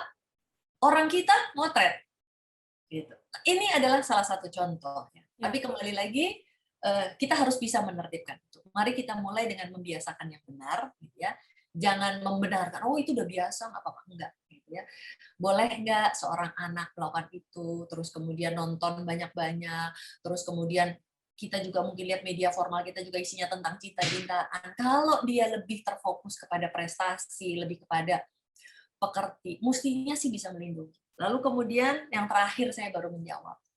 Bagaimana kalau kita ketemu sama korban yang pernah mengalami? Ketika dia bisa terbuka dengan Anda, yang jelas Anda adalah orang yang luar biasa yang bisa membuat dia percaya. Tadi saya udah kasih gambar dijahit. Ketika dia sudah bisa menceritakan kepada Anda, berarti Anda sudah mendapatkan kepercayaan.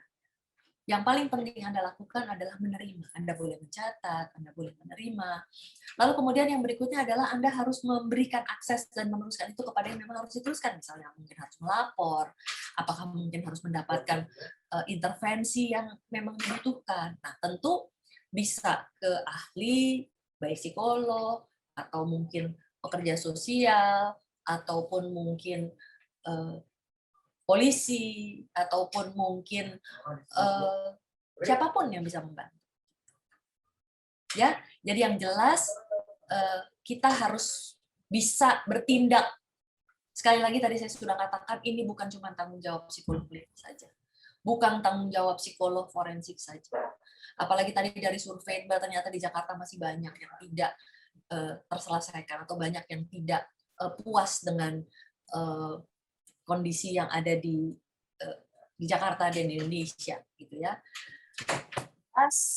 Bisa dibantu oleh siapapun, baik itu psikolog, psikolog klinis, psikolog forensik, dokter, polisi, pekerja sosial, lawyer, siapapun. Nah, Anda harus bisa.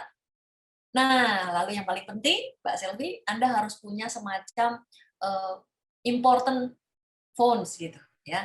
Kepada siapa? Ada yayasan pulih, ada P2TP2A.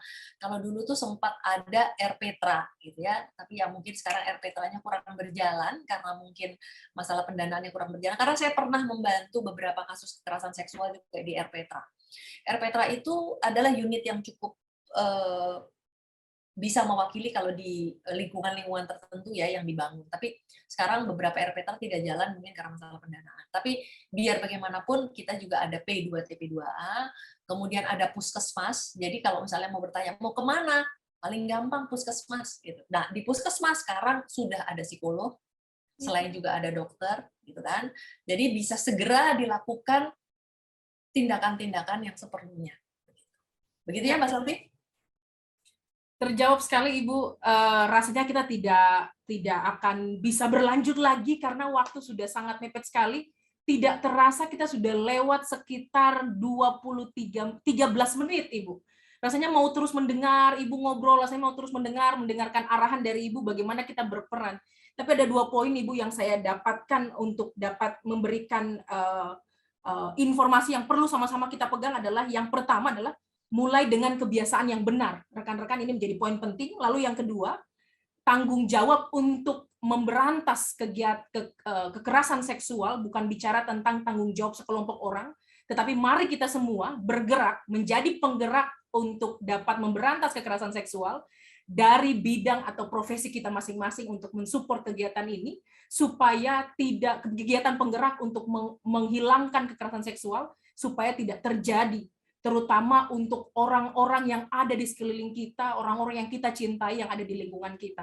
Mari bersama kita bergerak, menjadi penggerak untuk memberantas kekerasan seksual. Ibu Cassandra, saya sangat terkesan dengan apa yang Ibu sampaikan. Rasanya satu sesi tidak cukup, Ibu. Di chat box masih ada 7 pertanyaan yang tidak bisa saya sampaikan karena keterbatasan waktu.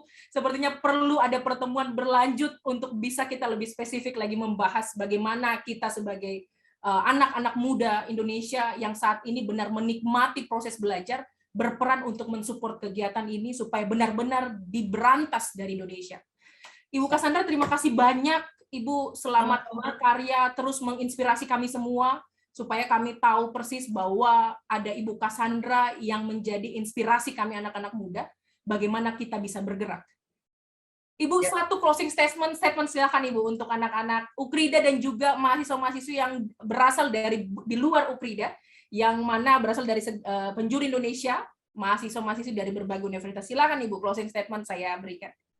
Baik, sebagai closing statement yang jelas ada penelitian yang menyebutkan ketika ada upaya untuk melakukan psikoedukasi itu sangat efektif untuk membuat sebuah perilaku itu dilakukan atau tidak dilakukan.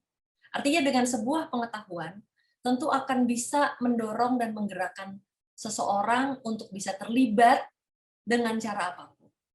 Jadi tidak pernah ada kata berhenti belajar, yang tentu saja saya berharap apapun yang saya berikan, semoga bisa bermanfaat, bisa memberikan secercah harapan, karena ketika kita memahami sebuah topik yang sangat luar biasa sulit, mungkin kita memahaminya sebelah sini, memahami sebelah sini, tetapi puzzle itu lama-lama nanti akan terpenuhi semuanya, dan yang jelas nomor 1, semangat ini harus selalu kita bawa sampai kapanpun, karena tidak pernah ada kata berhenti belajar.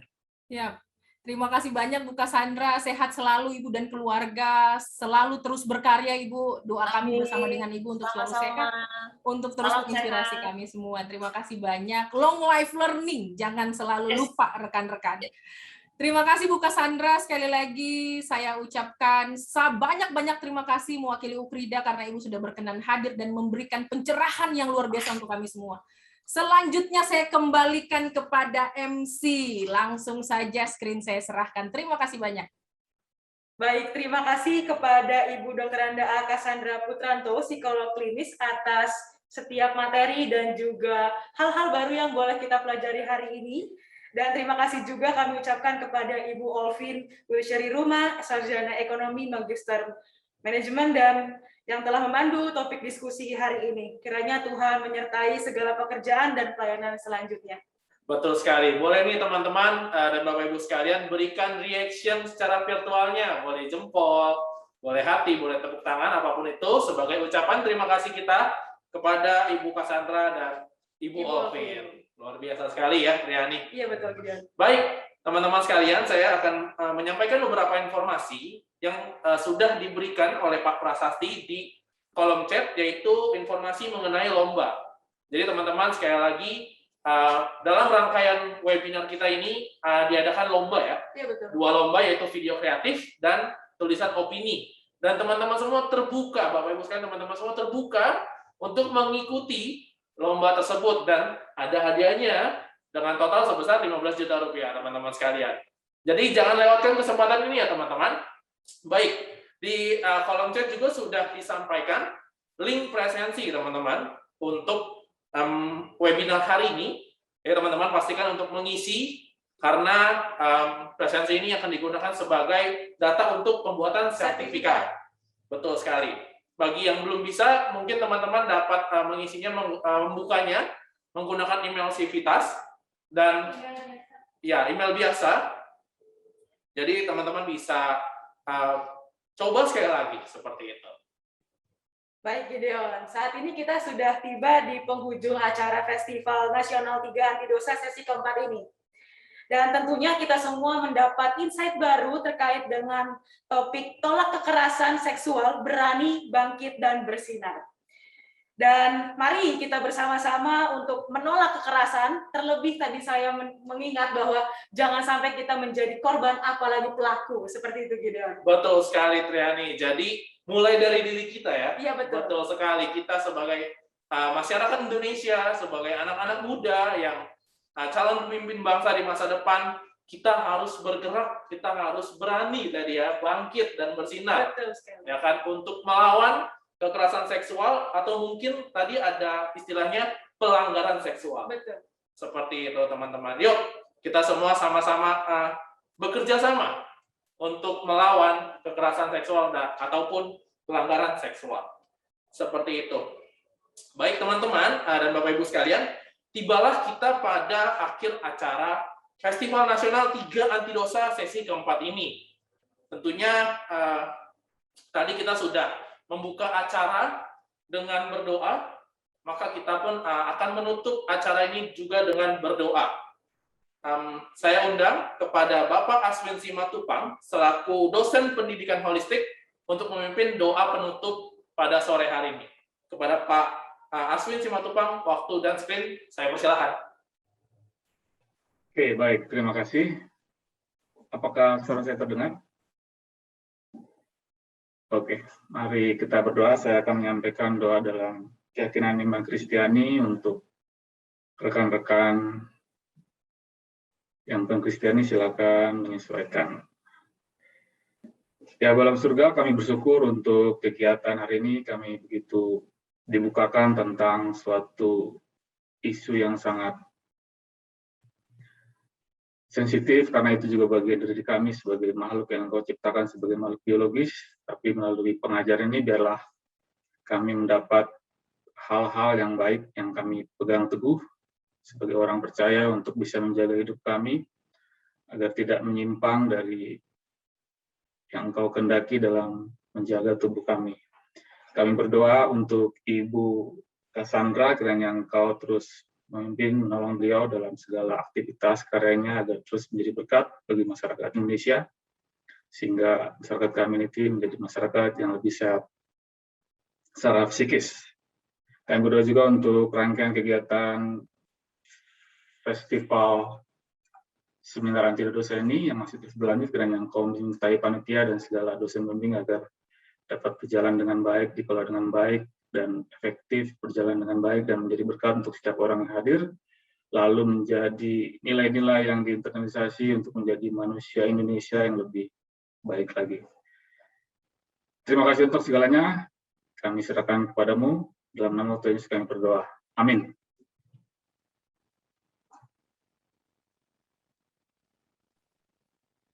Baik, terima kasih kepada Bapak Aswin Simatupang karena telah memimpin kita dalam doa tutup untuk acara Festival Nasional 3 Anti Dosa pada hari ini. Baik, demikianlah rangkaian acara Festival Nasional 3 Anti Dosa pada hari ini, dan kami mewakili segenap panitia yang bertugas mengucapkan terima kasih dan mohon maaf apabila terdapat kekurangan atau salah-salah kata yang kurang berkenan di hati Bapak Ibu dan teman-teman sekalian. Akhir kata dari kami, wassalamualaikum warahmatullahi wabarakatuh. Om Shanti, Shanti, Shanti Om, Namo Buddhaya, salam kebajikan, Tuhan Yesus memberkati. Sampai jumpa di webinar berikutnya.